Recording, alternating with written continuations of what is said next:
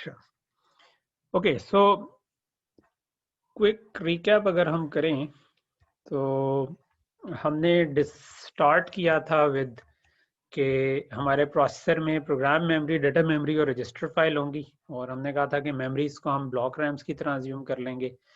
4 instructions ALU वाली हमने support करने का, और 2 हमने मेमोरी के साथ से रीड करना जिसको लोड वर्ड, और मेमोरी से वापस लिखवाना जिसे स्टोर वर्ड हमने कहा। और हमने कहा कि इंस्ट्रक्शंस एक एक करके चलेंगी। उसके बाद हमने तमाम ये जो इंस्ट्रक्शन हम सपोर्ट करना चाह रहे थे उनको एक एक नंबर दे दिया जिसको हमने ऑप कोड का, और फिर हमने इंस्ट्रक्शन फॉर्मेट डिफाइन किया। हमने कहा कि यार ये जो लेफ्ट पे अंग्रेजी में लिखी है ये तो असेंबली इंस्ट्रक्शन है, कंप्यूटर पे चलना है, मशीन कोड यानी कि जो बाइनरी में हो। हमने कहा कि यार पहली 5 बिट रख लो फॉर ऑप कोड, फिर ALU इंस्ट्रक्शन ये जो हमारी थी उनमें से एक रजिस्टर जिस पे रिजल्ट लिखवाते हैं और 2 को रीड करना होता है, तो जिस पे लिखवाते हैं उसको हमने डेस्टिनेशन कह दिया, और जिनको रीड करना था उसको सोर्स कह दिया, और हर एक को 5-5 बिट्स दे दी बिकॉज हमने 32 रजिस्टर्स अज्यूम किए थे। उसके बाद हमने लोड और स्टोर की इंस्ट्रक्शन डिफाइन की, और लोड में हमने कहा कि अगेन हम डेस्ट वाली फील्ड को उसी जगह रखा, मेमोरी का एड्रेस डाल दिया, मेमोरी से रीड करेंगे इस रजिस्टर पर लिखवा देंगे, और स्टोर में हमने कहा कि इस रजिस्टर से रीड करेंगे और मेमोरी पर लिखवा देंगे। तो ये हमारा टोटल फॉर्मेट बन गया। इस फॉर्मेट की रूह से हमें एटलीस्ट ये जो ALU वाली इंस्ट्रक्शन थी इसमें हमने 2 रजिस्टर्स को रीड करना था, एक रजिस्टर पर राइट करवाना था। बाकियों में हमने या एक को रीड करना था या एक को राइट। क्योंकि हमने 2 को रीड करना था तो इस वजह से जो हमने पहले रेज फाइल देखी थी उसमें थोड़ी सी चेंजेस रिक्वायर्ड है। तो रेज फाइल हमने पहले देखी थी कि अच्छा अगर मैं किसी एड्रेस से रीड करना चाहता हूँ तो मार्क्स लगा दें, लेकिन अब क्योंकि मुझे 2 से रीड करना है तो मुझे 2 मार्क्स लगाने पड़ेंगे। तो अब हमारे पास रीड एड्रेस 1 और रीड एड्रेस 2 हो गए जिस पे डाटा आउट 1 और डाटा आउट 2 आए। राइट क्योंकि एक ही को करना था तो हमने कहा था राइट एड्रेस और राइट इनेबल और डाटा इन जो आ रहे हैं उसमें हमने राइट एड्रेस की बेस पे एक डीमक्स लगा देते थे जो राइट इनेबल को डीमक्स कर देता था और डाटा को ब्रॉडकास्ट कर देते थे। तो इसकी बेस पे ये होता था कि जब भी राइट इनेबल आएगा तो किसी एक को 1 जाएगा, बाकी सबको 0 इनेबल जाएगा, तो सिर्फ एक पर लिखा जाएगा। डाटा सारों को जा रहा है मगर क्योंकि इनेबल किसी एक का ही आ रहा है तो बाकी सबको बेशक जाता रहे, क्योंकि इनेबल ही नहीं आया तो लिखा भी नहीं गया। तो ये हमारा नया रजिस्टर फाइल का डिज़ाइन बन गया, जिसमें फ़र्क ये है कि राइट एड्रेस अलग है और 2 रीड एड्रेस हैं। तो एक तरह से राइट पोर्ट है और एक तरफ 2 रीड पोर्ट्स हैं, इस तरह का बन गया। ये हमारे टोटल इंस्ट्रक्शंस थी जो सपोर्ट करना थी। हमने कहा कि सबसे पहले एक प्रोग्राम मेमोरी है जिस पे हम एक एक करके इंस्ट्रक्शन रीड करना चाहते हैं, तो उसके लिए हमने एक काउंटर लगा दिया जिसको हम बाज़ का प्रोग्राम काउंटर बोलते हैं क्योंकि इंस्ट्रक्शंस काउंट कर रहा होता है। तो हर साइकिल में एक एक इंस्ट्रक्शन आपकी का एड्रेस इंक्रीमेंट होता गया और जवाब में आपके पास इंस्ट्रक्शन बाहर आ गया। फिर हमने कहा कि अच्छा अगर ALU की इंस्ट्रक्शन के, इसको बाज़ का स्टेज को हम इंस्ट्रक्शन फेच कहते हैं। इसके बाद हमने अगर तो ALU इंस्ट्रक्शन थी तो ये 2 रजिस्टर्स रीड करने थे, तो उसके लिए हमने रीड एड्रेस 1 और रीड एड्रेस 2 को के साथ प्रॉपरली बिट्स को टाई किया, तो हमारे पास दोनों रजिस्टर्स की वैल्यूज आ गई। और इस इन रजिस्टर की वैल्यूज पढ़ने को बास का हम ऑपरेंड फेच भी कहते हैं कि जिसके ऊपर ऑपरेशन होना है उसको ऑपरेंड कहते हैं, तो उसको हम फेच कह रहे हैं, रजिस्टर से उठा रहे हैं। अगर ऐड या सब्ट्रैक्ट करना था तो एडर सब्ट्रैक्टर को लग गया, बाकी मल्टीप्लाई करना था तो मल्टीप्लायर को लगा दें, और नैंड करना था तो इधर एंड लिखा हुआ है क्योंकि ये थोड़ी पुरानी स्लाइड है तो उसमें मैं एंड यूज करता हूँ तो इसको नैंड समझ लें, ठीक है। सो आगे हमने सारे ऑपरेशनल यूनिट्स को इसको दे दिया और ऑप कोड की बेस पे हमने सिलेक्ट कर लिया कि हमने ऐड का रिजल्ट उठाना है, सब्ट्रैक्ट का उठाना है, मल्टीप्लाई का उठाना है या नैंड का उठाना है, और इसको फिर हम रेज फाइल पर लिखवाएंगे। इधर सिंपलिसिटी के लिए मैंने रेज फाइल ही दोबारा बना दी है, ये सेम रेज फाइल है जो लेफ्ट पर बनी हुई है, यानी ये वाली रेज फाइल और राइट वाली रेज फाइल सेम है, लेकिन राइट साइड वाली क्योंकि मैं स्टेजेस बताना चाह रहा हूँ कि क्या क्या है। ये जो अभी स्टेज गुजरी है जिसमें ऐड सब्ट्रैक्ट मल्टीप्लाई किया, इसको एग्जीक्यूट स्टेज कहते हैं। और इसके बाद जब हम रेज फाइल पे दोबारा लिखवाने जा रहे हैं इसको हम राइट बैक स्टेज कहते हैं। तो इसमें हम राइट इनेबल को 1 करेंगे और डाटा को टाई कर देंगे तो लिखा जाएगा। इस तरह हमारी सारी ALU वाली इंस्ट्रक्शंस सपोर्ट होगी इसके अंदर। अच्छा, उसके बाद हम इसको राइट रिजल्ट्स या राइट बैक स्टेज कहते हैं। उसके बाद जो बाकी लोड और स्टोर की इंस्ट्रक्शंस थी, उसके अंदर अगर लोड करना है फॉर एग्जांपल, तो हमने डाटा मेमोरी को एड्रेस देना था। तो हमने देखा कि भाई 16 डाउन टू 0 डाटा मेमोरी का एड्रेस था, उसको हमने एड्रेस से टाई किया। इसके हिसाब से जो डाटा आउट आएगा वो हमने रेज फाइल में लिखवाना था, लेकिन हमने देखा कि रेज फाइल की जो पोर्ट थी वो तो ऑलरेडी यूज हो रही थी ALU के का रिजल्ट लिखवाने में। लेकिन क्योंकि हमें पता है कि ऑप कोड या लोड का आना है या ALU का, तो एक वक्त में तो दोनों आ नहीं सकते।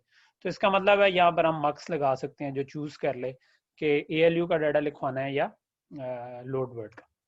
तो इधर हमने ये कंट्रोल सिग्नल बना दिया, CTL2 मैंने इसको नाम दे दिया है। कंट्रोल 2 होगा कि अगर op code is equal to load, तो तब हम लोड वाली साइड से डाटा उठा लें, अदरवाइज हम ALU का जिस तरह पहले चल रहा था उसी तरह उठाते हैं। उसके बाद जो स्टोर वर्ड की इंस्ट्रक्शन थी, उसके अंदर हम ये चाह रहे थे कि रजिस्टर से रीड करें और मेमोरी पर लिखवा दें, डाटा मेमोरी पे। तो ये जो हमारा इस जगह से आपका ऑपरेंड रीड हो रहा था, क्योंकि ये सोर्स की फील्ड सेम है, ठीक है। इधर तो जो ये डाटा 1 आ रहा है ये बेसिकली सोर्स 1 का ही आ रहा है। इसको हमने टाइप कर दिया विद डाटा मेमोरी का डाटा इन, और साथ ही हमने इसका राइट नेबल 1 कर दिया अगर आपका स्टोर वर्ड की इंस्ट्रक्शन आ रही है। तो CTL3 हमारा जो कंट्रोल 3 सिग्नल है वो हो गया कि ऑप कोड आपका इक्वल टू स्टोर वर्ड है, तो हम इसको 1 करेंगे, अदरवाइज नहीं। और साथ ही एक हमारा कंट्रोल सिग्नल ये राइट नेबल भी बनेगा, क्योंकि स्टोर से पहले जितनी इंस्ट्रक्शन थी यानी ALU और लोड, उन सब के केस में हम रेज फाइल पे लिखवा रहे थे, लेकिन स्टोर के केस में हम रेज फाइल पे नहीं लिखवाएंगे बल्कि रेज फाइल से रीड करके डाटा मेमोरी पे लिखवाएंगे। तो उस केस में राइट नेबल 1 नहीं होना चाहिए। तो हमने उसको कह दिया कि op code is not equal to store, यानी स्टोर के अलावा बाकी सब इंस्ट्रक्शन पे ये 1 रहेगा, स्टोर के केस में ये 0 हो जाएगा। तो दिस इज अमेजिंग कि हमारा जो एक छोटा सा स्मॉल स्केल प्रोसेसर है वो उसमें कोई बहुत ज़्यादा साइंस नहीं है। उसमें क्यों हमने ब्लॉक रैम्स भी देखी हुई हैं, हम रेज फाइल का भी डिज़ाइन हमने देख लिया है। हमने देखा है कि उसके अलावा ऐड सब्ट्रैक्ट भी हम अगर वेरिलॉग में कोड लिखना चाहें तो प्लस माइनस मल्टीप्लाई एंड तो सब कुछ कर सकते हैं। और 2-3 मक्स हैं हमारे जो कि इस जगह पर इस्तेमाल हो रहे हैं जिसको हम यूज़ कर सकते हैं। ओके, सो ये काइंड ऑफ हमारा डिज़ाइन हो गया।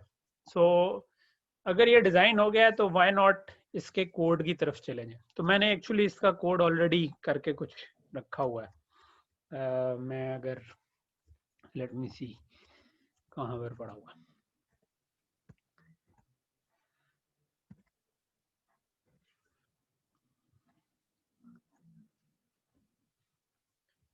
ओके, सो एक हमने VRAM ऑलरेडी पड़ी हुई थी जो मैंने लास्ट किसी लेक्चर में आपको बताया था, जिसमें हम उसको डाटा फाइल से भी इनिशियलाइज करवा सकते हैं और उसमें वैल्यूज भी लिखवा सकते हैं। हमें इस डिज़ाइन में क्या चाहिए, हमें 2 VRAMs इंस्टेंशिएट करनी है, एक रेज फाइल बनानी है। रेज फाइल जो हमने बनानी थी उसका डिज़ाइन हम ऑलरेडी पिछली स्लाइड पे देख चुके हैं कि जिसमें हमने अगर मैं थोड़ा सा पीछे जाऊं तो ये हमारी रेज फाइल है। तो रेज फाइल में हमें 2 मार्क्स लगने हैं और 32 रजिस्टर लगने हैं। इधर थोड़े कम दिखा रहे हैं लेकिन एक्चुअल में ज़्यादा होंगे। सो ये हमारा रेज फाइल का कोड, ठीक है। अच्छा, मैंने आपको शायद जब वेरिलॉग कराई थी उस वक्त ये चीज़ शायद बताई, यानी मार्क्स जो हमने बनाया था वो केस से बनाया था, राइट।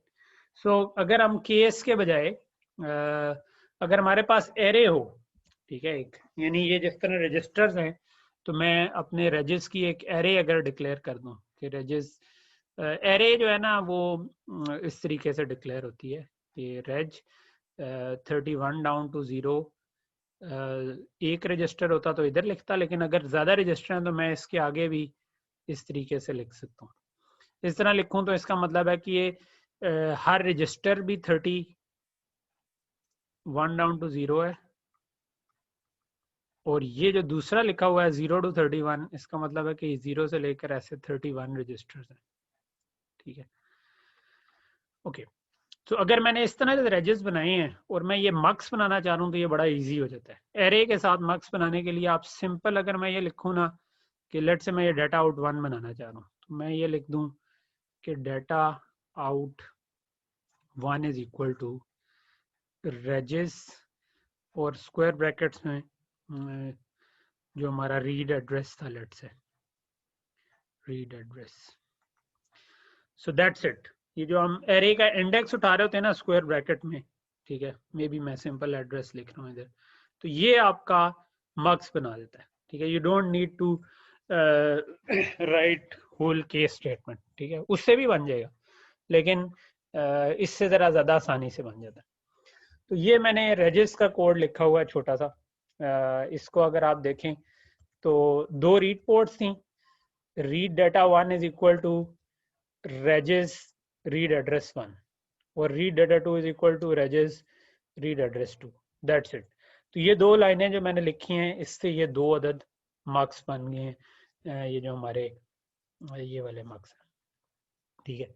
और डी मार्क्स का भी इसी तरीके हम कर सकते हैं कि यहाँ पर मैंने कोड लिखा हुआ है कि always at pos clock if write enable regs के राइट एड्रेस वाली जगह पर लिखवा दो, ठीक है। तो इससे ऑटोमेटिकली इट विल इन्फर कि राइट इनेबल को डीमक्स करो और इस स्पेसिफिक एड्रेस पे जाके लिखवाओ, बाकी पे ना लिखवाओ, तो इससे ऑटोमेटिकली वो डीमक्स बन जाएगी।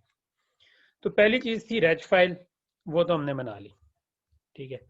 देन अब ये हमारा पूरा डिजाइन है जो कि हम बनाना चाह रहे हैं, ठीक है। तो हम डिजाइन को सामने रखते हैं, लेट मी सी, ओके। सो अब हमारा आ जाता है कि हम प्रोसेसर बनाना चाह रहे हैं। तो प्रोसेसर के लिए मैंने processor.p बना ली एक फाइल, और इसमें अगर मैं देखूं तो अगर लेफ्ट से स्टार्ट हूं तो प्रोग्राम काउंटर आ रहा है, ठीक है। तो मैंने यहाँ पर कोड लिखना शुरू किया, always at pos clock, simple जो काउंटर बनाते हैं, ठीक है, कि अगर रीसेट आए तो उसको 0 कर दो, वरना प्रोग्राम काउंटर को हर दफ़ा इंक्रीमेंट करते जाओ। तो ये हमारा ये कोड, इस चीज़ का कोड हो गया। इससे जो चीज़ प्रोग्राम काउंटर की वैल्यू आएगी वो प्रोग्राम मेमोरी के एड्रेस बनेगी, ठीक है। सो प्रोग्राम मेमोरी के लिए मैंने BRAM का इंस्टेंस बनाया, ठीक है। उसकी विड्थ और एड्रेस बिट्स ऊपर डिफाइन की हुई है मैंने इस वक्त, कि उसकी विड्थ 32, क्योंकि हमारी इंस्ट्रक्शन 32 बिट की है तो विड्थ 32 बिट की रखी। एड्रेस विड्थ 9 रखी है क्योंकि मैं एक ब्लॉक रैम लगाना चाह रहा हूँ, ठीक है। हम 16 भी रख सकते हैं, जैसे डिज़ाइन में हमने वैसे 16 का हुआ है, लेकिन इधर हमने 9 रखी है बिकॉज मैं कह लें कि 512 डीप हो तो ये एक ब्लॉक रैम यूज़ होगी, तो ये हम इससे प्ले अराउंड भी कर सकते हैं, इसका कोई मसला नहीं। प्रोग्राम मेमोरी का जो इंस्टेंस बना हुआ है ब्लॉक रैम का, उसमें डाटा फाइल का नाम मैंने रखा है प्रोग फाइल, और ये भी मैंने ऊपर एज अ पैरामीटर डिक्लेयर किया हुआ है कि जो प्रोग फाइल है वो प्रोग्राम डॉट हेग्स मैंने उसको नाम दिया हुआ, ठीक है। तो यहाँ पर हमें ये हमने पढ़ा था ब्लॉक रैम में हेक्साडेसिमल फाइल चाहिए होती है टू इनिशियलाइज इट, ठीक है। तो इसको हमने कहा, पर प्रोग्राम का स्टार्ट और एंड एड्रेस जो है वो भी ऊपर डिफाइन हुआ है कि 0 से लेकर 10 तक, वो जो भी हेक्स फाइल के अंदर हमने जहाँ तक भी किया होगा, हमने डाटा का भी इसी तरह डिफाइन किया हुआ। तो ये हमारी ब्लॉक रैम का इंस्टेंस बन गया, ठीक है, जिसमें मैंने पैरामीटर्स ही इंस्टेंशिएट किए हुए हैं कि किस तरह से करेंगे। इंपॉर्टेंट चीज़ ये है कि ये तो चलो पैरामीटर्स हो गए, कि क्लॉक को मैंने क्लॉक से टाइप कर दिया, रैम इनेबल को 1 कर दिया, राइट इनेबल 0 किया, कभी मैं इस पे नहीं लिखवा रहा, कभी डाटा 0 ही हमेशा दे रहा हूँ, सिर्फ प्रोग्राम काउंट इसके एड्रेस से टाई हो रहा है। तो यहाँ पर अगर आप देखें तो इसके एड्रेस से प्रोग्राम काउंट टाई हो रहा है, जो डाटा आ रहा है वो आगे इंस्ट्रक्शन में। सो जो डाटा इसका बाहर निकल रहा है वो मैंने उसको नाम दे दिया इंस्ट्रक्शन का, ठीक है। ओके, तो ये मेरा ये भी कोड हो गया, प्रोग्राम काउंटर भी, और ये भी कोड हो गया, ठीक है। अब इसके आगे आगे हमारा रेज फाइल का इंस्टेंस। तो ये मैंने रेज फाइल का इंस्टेंस दे दिया। रेज फाइल के इंस्टेंस में मुझे सिर्फ जो इंस्ट्रक्शन की 21 डाउन टू 17 और 16 डाउन टू 12 जो हैं इनको टाई करना है विद एड्रेस 1 एंड एड्रेस 2। सो ये रीड एड्रेस 1 और रीड एड्रेस 2 के साथ मैंने टाई कर दिया। उन दोनों से जो ऑपरेंड निकले OP1 और OP2 मैंने इनको नाम दे दिया। ये जो डाटा 1 थे और डाटा 2 थे इसको नाम दे दिया OP1 एंड OP2। और जो राइट एड्रेस था वो 26 डाउन टू, ये जो आपका इस जगह पर मैंने अलहदा से सेम रेज फाइल दिखाई हुई है 26 डाउन टू 22, ये राइट एड्रेस के साथ टाई हो गया। और कंट्रोल 1 जो था जो कि बेसिकली ये था कि op code not equal to store word, जो आपको नीचे नज़र भी कहीं पे आ रहा होगा, op code not equal to store word, बल्कि मैंने नॉट ऑफ कंट्रोल 3 किया हुआ है, यानी op code equal to store word एक जो था उसको नॉट किया तो वो ऑटोमेटिकली नॉट इक्वल टू बन गया। ओके, तो ये आपका op code not equal to store word हो गया। और डाटा इन जो आ रहा है ये आपका इस मक्स से आना था, ठीक है, तो इसका नाम आप अभी सिर्फ देख लें कि रेज डाटा इन इसका नाम हमने रखा हुआ है, अभी हमने ये मक्स नहीं बनाया। उसके नीचे आए ALU, जो कि ये ऐड सब्ट्रैक्ट मल्टीप्लाई और नैंड करना था। एक मक्स लगा हुआ है, इस मक्स के पीछे हमने ऐड सब्ट्रैक्ट मल्टीप्लाई या नैंड करना था। मक्स हमें पता है कि आपके पास केस स्टेटमेंट से लगता है, तो केस मैंने लगा दिया। मैंने उससे पहले इंस्ट्रक्शन की 31 डाउन टू 27 जो थी वो ऑप कोड था, तो मैंने ऑप कोड का एक अलग से वेरिएबल बना लिया just to make it easier, कि आप ना भी करें तो कोई फर्क नहीं पड़ेगा। और उसके बाद मैंने ऑप कोड की 1 डाउन टू 0 के बेस पे अगर ऐड आ रहा है तो मैंने प्लस कर दिया, सब्ट्रैक्ट वाले ऑप कोड पे मैंने माइनस कर दिया, मल्टीप्लाई वाले में मल्टीप्लाई कर दिया, नैंड वाले में मैंने नैंड कर दिया। ये ऐड सब्ट्रैक्ट मल्टीप्लाई अगेन ये मैंने ऊपर पैरामीटर डिफाइन किए हुए हैं, ठीक है, ऐड सब्ट्रैक्ट मल्टीप्लाई और NAND load word store word, ये मैंने क्यों डिफाइन किए हुए हैं, इस तरह कोड जरा रीडेबल रहता है, ज्यादा अच्छा रहता है। इधर 0 1 2 3 लिखा हो तो उससे ज्यादा रीडेबल रहता है कि आपको देख के पता चल रहा हो कि ऐड सब्ट्रैक्ट मल्टीप्लाई नैंड क्या है। और कल को आप इसको चेंज करना चाहें किसी चीज का ऑप कोड, तो ऊपर एक लाइन की चेंज रहेगी। ओके, सो इसके बाद ये हमारा ALU वाली चीजें हो गई, ठीक है। इसके बाद आपका वो मक्स आना था, ये वाला मक्स, ठीक है। अगेन मक्स का जो है अगर तो आपका या तो केस स्टेटमेंट होती है, लेकिन अगर 2 to 1 का मक्स होना तो आप यूं भी लिख सकते हैं कि out is equal to let से जो भी सिलेक्ट लाइन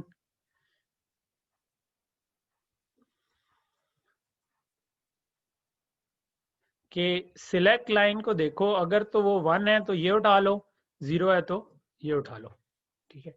ये क्वेश्चन मार्क ये काम कर रहा होता है, ठीक है, कि आउट को इन 0 असाइन कर दो अगर सिलेक्ट लाइन 1 है, अगर 0 है तो फिर इन 1 असाइन कर दो।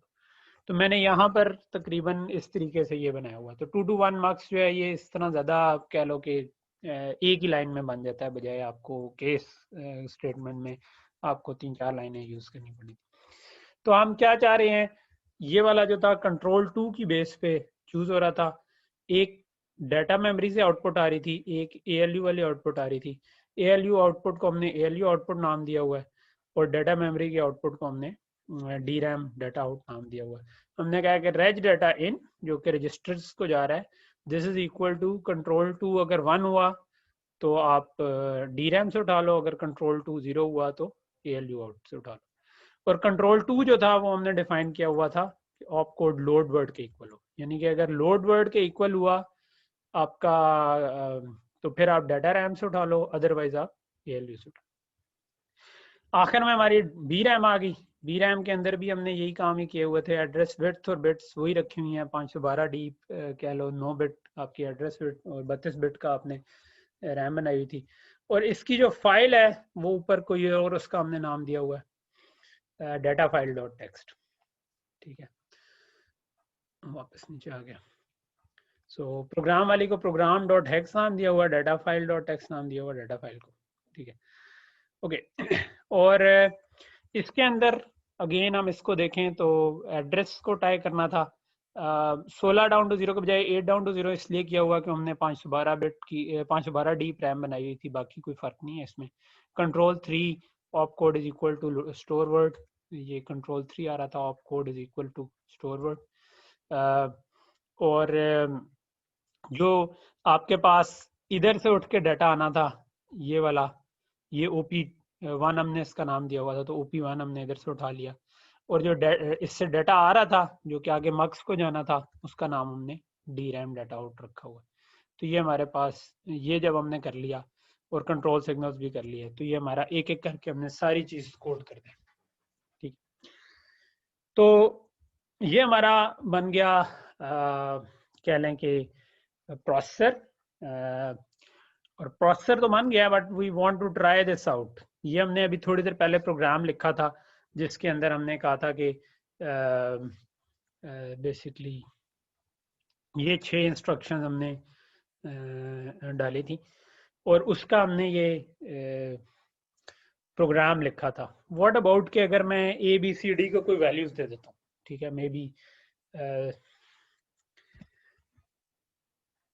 सी को हम दे देते हैं लेट्स से 10, डी को दे देते हैं 2 और डी को मैं बी को दे देता हूँ लेट्स से 200। तो 10 मल्टीप्लाइड बाय 2 आ जाएगा 20 प्लस 200, तो ए में हमारे पास 220 आना चाहिए एज ए रिजल्ट। तो हम अगर अपनी मेमोरी को इन वैल्यूज से इनिशियलाइज करें तो चीज चलनी चाहिए, राइट। कोड तो हमारे पास लिखा हुआ है, सिर्फ हमें प्रोग्राम के लिए सोचना पड़ेगा, एक हेक्स फाइल बनानी पड़ेगी जिसमें हम ये काम कर सकें, ठीक है। सो इसको अगर हम हेक्स में चेंज करने शुरू करें, ठीक है, इस चीज को, तो चार करके ग्रुप बनाने पड़ेंगे, राइट।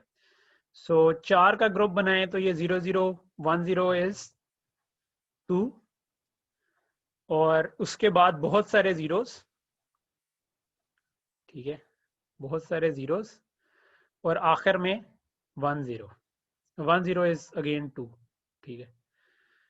टोटल मेरे पास अगर 32 बिट्स हैं, लेट्स जस्ट, मैंने एक छोटा सा प्रोजेक्ट बनाया हुआ है, ठीक है, इधर ये उन्हीं फाइल्स को यूज करते हुए प्रोजेक्ट बनाया हुआ, ठीक है। सो मैं उसकी जो प्रोग्राम डॉट हेक्स है मैं उसको चेंज करना चाहता हूँ,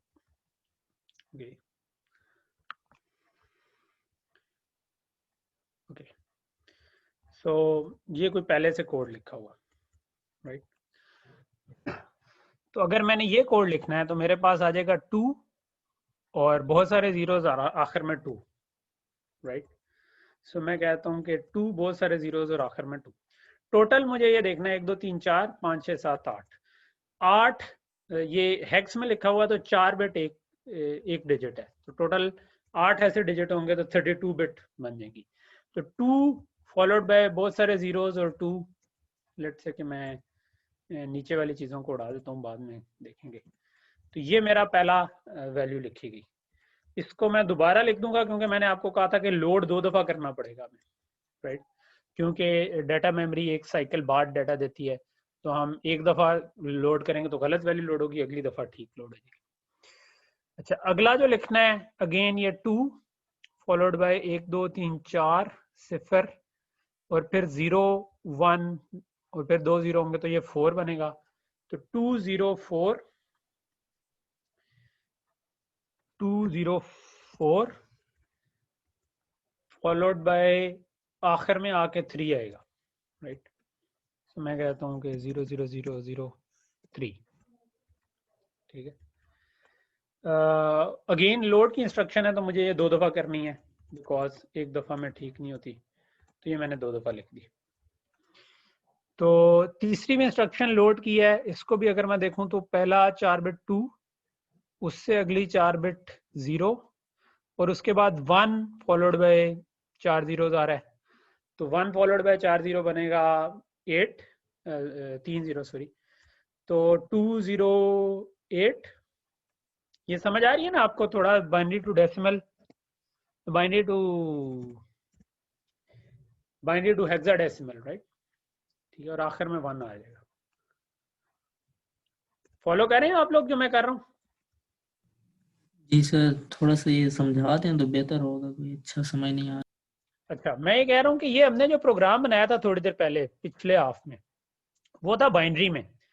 मैंने जो प्रोग्राम मेमोरी को इनिशियलाइज करना है वो हेक्साडेसिमल में, तो मैं अब उसको कन्वर्ट कर रहा हूँ इनटू हेक्साडेसिमल। हेक्साडेसिमल में जब कन्वर्ट करते हैं तो आपको पता है कि बाइनरी के 4 4 के ग्रुप्स बनाते हैं, राइट, ठीक है। तो ये जो और ऐसे टोटल जो ग्रुप्स बन जाएंगे वो क्योंकि ये 32 बिट की इंस्ट्रक्शन है तो टोटल ऐसे 4 4 के 8 ग्रुप्स बन जाएंगे, ठीक है। तो मैं ये कर रहा हूँ कि मैं इधर इनको 4 का एक ग्रुप बनाया, फिर आगे 4 4 4 4 करता गया, क्योंकि बीच में 0 थे तो मैंने उनको खुद ही इग्नोर कर दिया और आखिर में 2 आ रहा था। तो मैंने कहा कि अच्छा ये टोटल 8 डिजिट्स बन रहे हैं, शुरू में 2 आ रहा है, आखिर में 2 आ रहा है, ठीक। दूसरा मैंने, क्योंकि लोड की इंस्ट्रक्शन मैंने आपको बताया था हमें 2 दफा चलानी पड़ेगी टू मेक इट वर्क, तो इसलिए मैंने एक इस इंस्ट्रक्शन को 2 दफा लिखा है। ये 3 लोड की हमारी जो इंस्ट्रक्शन आ रही है इनको 2 दफा लिखूंगा। तो अभी तक मैंने ये किया है कि पहली तीनों इंस्ट्रक्शंस को 4-4 के ग्रुप्स बनाकर उसको कर दिया। इनके शुरू में सिर्फ फर्क आ रहा था, इसमें 2 आ रहा था, इसमें 3 आ रहा था, इसमें 1 आ रहा था। तो आप अगर इसको देखें, पहली 2 दफा में 2 आ रहा है, फिर 3 आ रहा है, फिर 1 आ रहा है। और आगे से जो फर्क आ रहा था, पहले वाले में 0 आ रहा था, फिर ये जो 1 आया, अगर मैं 4-4 के ग्रुप बनाऊंगा तो ये ऑल जीरोस और फिर 0-1 आएगा।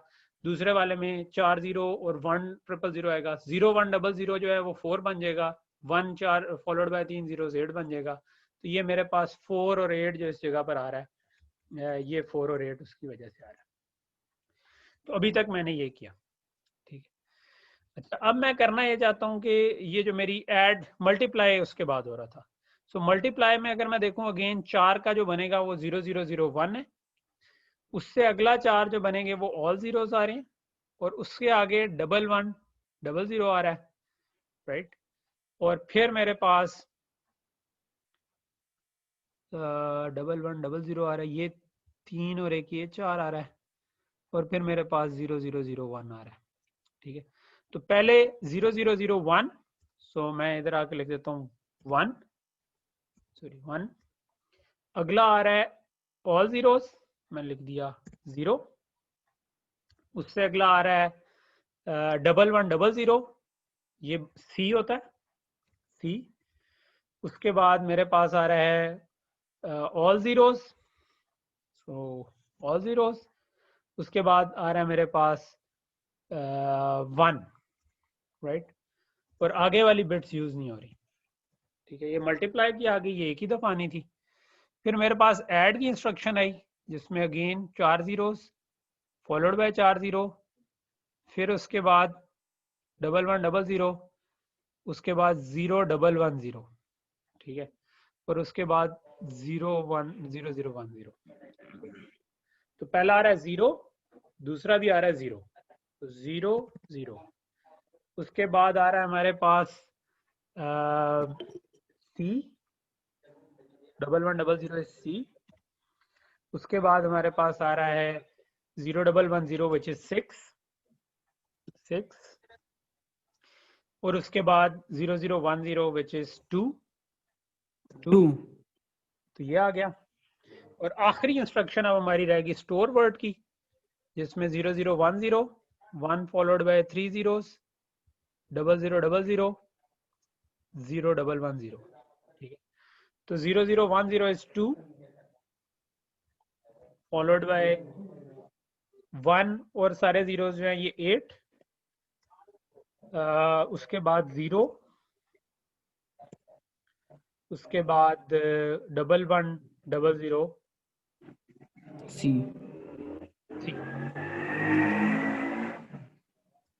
और ये हमारा आगे 0। इसके नीचे वाली इंस्ट्रक्शंस हमें नहीं चाहिए, ठीक है। ये हो गया हमारा प्रोग्राम डॉट हेक्स। और जो दूसरी हमारी थी डाटा फाइल डॉट टेक्स्ट, इसमें हम क्या चाहते हैं, ए के ऊपर हमने ये अज्यूम किया हुआ था कि ए 0 पे पड़ा हुआ है, बी ए पे तो जो भी पड़ा हुआ है डजेंट मैटर, ये ओवरराइट हो जाना है। हमने बी को कहा था 200 कर दें, सी को 10, डी को 2, ठीक है। तो मैंने हेक्साडेसिमल में करना है। मैं लेट से कि कैलकुलेटर खोलता हूँ और मैं कहता हूँ कि यार प्रोग्रामर कैलकुलेटर कर ले, और मैं 200 कर लेता हूँ। तो हेक्स में 200 होता है C8, ठीक है। सो बी को मैंने कर दिया C8, ठीक है। और बी के बाद सी था जिसको 10 करना था। 10 हमें ऑलरेडी पता है कि ए होता है, ठीक है। तो मैं इसको कहता हूँ 0 0 0 ए। और डी जो था उसको 2 करना था, तो 2 तो हमें ऑलरेडी पता है कि 2 ही होता है। और लेट से उससे आगे भी कुछ होता रहे तो वी डोंट केयर, ठीक है। सो आगे 0 से इनिशियलाइज हो जाएगी, उससे हमें फर्क नहीं पड़ता। और जो हमारा प्रोसेसर है, इसके अंदर हमने बताना था कि स्टार्ट कहाँ से हो रहा है, एंड कहाँ से हो रहा है।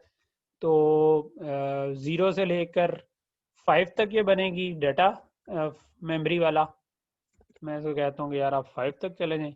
और प्रोग्राम का जो था प्रोग्राम डॉट हेक्स वो 1 से 9 जा रहा है, यानी 0 से 8 जा रहा होगा। तो इसको हम कहते हैं कि यार आप 8 तक चले जाना। Okay, so let's try this out.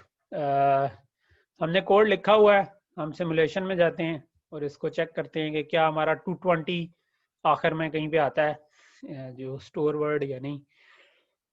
Okay, सो अच्छा, इसके टेस्ट बेंच में तो कोई सिग्नल ही नहीं थे, सिर्फ क्लॉक और डेटा था। मैं प्रोसेसर के सिग्नल ऐड करता हूँ और रीस्टार्ट करता हूँ। ओके, ये दोबारा चल गया। अच्छा, सबसे पहले हम देखते हैं कि हमारा प्रोग्राम काउंटर चल रहा है कि नहीं चल रहा। ठीक है, तो प्रोग्राम काउंट, ये आ गया मेरा प्रोग्राम काउंट। ठीक है, इसको मैं फुल व्यू पे ले जाता हूँ और लेट्स से कि मैं इसको अनसाइंड डेसिमल में ले जाता हूँ। तो ये तो 0 1 2 3 अप टू आगे जितना भी जा रहा था। इंस्ट्रक्शन जो आ रही है वो तो चलो बाइनरी में ही सही है। 0 पे जो भी इंस्ट्रक्शन आनी थी वो यहाँ पर आ गई हमारी। ठीक है, पहली इंस्ट्रक्शन मे भी मैंने ऑप कोड अलहदा से बनाया हुआ है, तो ऑप कोड हमारे पास इधर आ रहा है। तो शुरू की जो 5-6 इंस्ट्रक्शन थी वो सारी लोड वर्ड की थी, तो ये देखें कि 4 ही आ रहा है, 0 1 0 0 आ रहा है। ठीक है, वेरी गुड।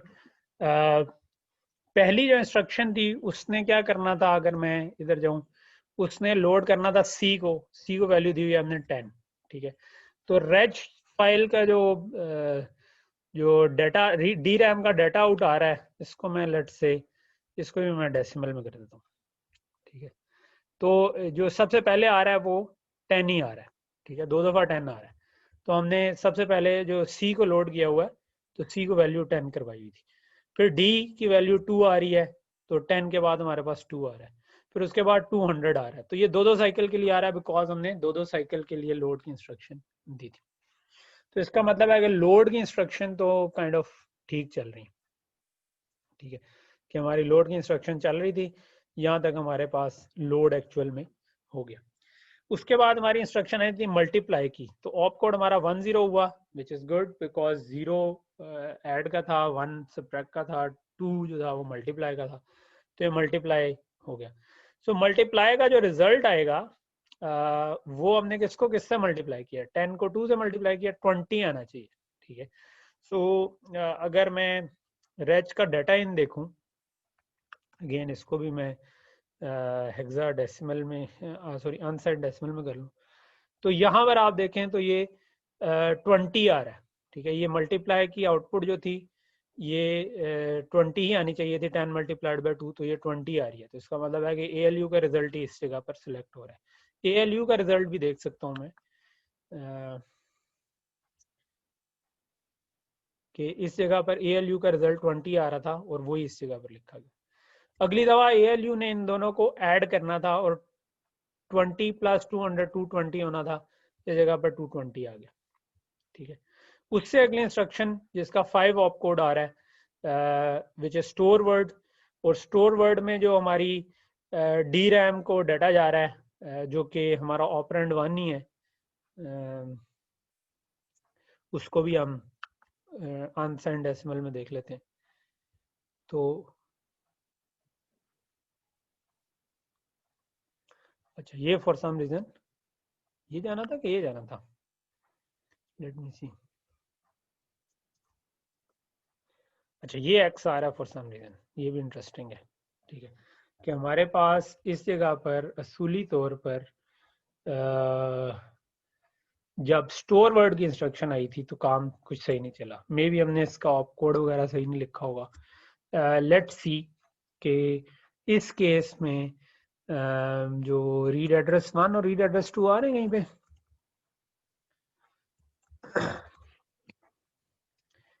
रीड एड्रेस 1 नहीं आ रहा, लेकिन मैं कहता हूँ कि जो इंस्ट्रक्शन आ रही है वो क्या आ रही है। इंस्ट्रक्शन में यहां तक आया 101, उसके बाद 1 2 3 4 5।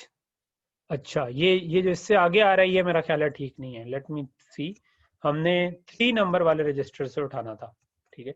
तो मेरे पास इस जगह पर 101 था, उसके बाद 5 सिफर थे, उसके बाद 4 सिफर थे, उसके बाद 1100 था। तो मेरे पास यहाँ पर आना चाहिए था 2, फिर मेरे पास आना चाहिए था 8, फिर 0 और फिर C, राइट। यही मैंने लिखा हुआ है, लिखा तो यही हुआ है 280C। मैंने कुछ इधर गलत तो नहीं लिखा हुआ 000। अच्छा हाँ, ये हमने लिखी गलत है, बिकॉज हमने ये जो नहीं लिखी तो गलत नहीं है। ये 1 आया 2 आया, फिर मेरे पास 8 आया, फिर मेरे पास 0000 आया। अच्छा नहीं, ये C नहीं था, सॉरी, ये 0 आना था ना, 011। Yes sir. ठीक है, तो 0110 इज 6, तो ये 6 आना चाहिए था असली तौर पर। ओके, तो ये मैंने 6 किया और मैंने वापस इधर जाकर लेट्स से इसको सिमुलेशन को बंद किया और लेट्स से कि मैं इसको भी सेव कर लेता हूँ वेवफॉर्म को, ताकि अगली दफ़ा मैं चला सकूँ। कहाँ गया भाई, दोबारा चलाते हैं, ठीक है। और मे भी अपनी जो वेवफॉर्म है वो उठा लेते हैं और इसको बंद करते हैं। ओके, सो अब अगर मैं इसको देखूं तो जब मेरे पास आखिरी ऑप कोड आ रहा था, तो यहाँ पर अब आप देखें, अब OP1 की वैल्यू 220 आ रही है, बिकॉज उस वक्त हमने C लिखा हुआ था, तो वो कोई ऐसा रजिस्टर बन रहा था जहाँ से हम रीड ही नहीं, जहाँ पर अभी X पड़ा हुआ था, हमने रजिस्टर्स को रीसेट नहीं किया हुआ, तो इसलिए वहाँ से X वैल्यू आ रही थी। लेकिन अब ये जब मैंने आखिरी 101 ऑप कोड आया है, तो उस वक्त OP1 की वैल्यू 220 आ रही है। तो इसका मतलब है कि हमारा प्रोसेसर ठीक ठीक काम कर रहा है, ठीक है। तो वैसे मतलब मैं पहले जब एक आध दफ़ा ये कोर्स पढ़ा रहा था, तो मैंने वैसे स्टूडेंट्स को कहा कि कोई अगर इसका असेंबलर बनाना चाहे, तो मेरे एक स्टूडेंट ने एक्चुअली असेंबलर इसका बना दिया। ये मैंने आपके साथ ये जो मैनुअली काम किया है, ये काम मैं इस तरह भी कर सकता था कि मैं असेंबली में लिखता, ठीक है, और एक कोड होता जो कि ये काम कर लेता। फॉर एग्जांपल ये असेंबली कोड लिखा हुआ है, तो मैं अगर इसको, इसकी एक असेंबलर भी बना हुआ है जो कि मैंने अभी ये यहाँ पर एग्जीक्यूटेबल बनाई हुई है। तो लेट से कि मैं अगर असेंबलर के आगे मैं अपनी ASM फाइल दूं, जिस तरह ये एक ASM फाइल है जिसमें हमने असेंबली में ये सब कुछ लिखा हुआ है, ये उससे डिफरेंट प्रोग्राम है, और उसको मैं बता दूं कि इसको program.hex में ट्रांसलेट कर दो, तो ये ऑटोमेटिकली ट्रांसलेट कर देता है, ठीक है। तो ये एक स्टूडेंट था मेरा, फरहान बाबर, जो शुरू के मेरे किसी बैचेस में से था, और उसने इसका असेंबलर बनाया हुआ, तो जो कि थोड़े से और भी काम कर लेता है, लेकिन मैंने इसको अभी ट्वीक करके ये इस एग्जाम्पल के लिए किया। तो अब अगर मैं program.hex देखूंगा, तो आप देखेंगे कि ये इसका कोड चेंज हो गया होगा, ठीक है।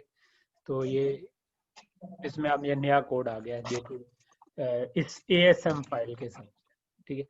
सो मैं कोशिश करूंगा कि ये असेंबलर का C कोड भी अपलोड कर दूं, अगर कोई उसके साथ प्ले अराउंड करना चाहे। अगली क्लास में हम इसमें थोड़ी सी मॉडिफिकेशन करके प्रोसेसर में, फिर हो सकता है कि मैं उसमें से आपको असाइनमेंट एक दे दूं, ठीक है। ठीक है जी, इधर हम रुकते हैं, मे बी मैं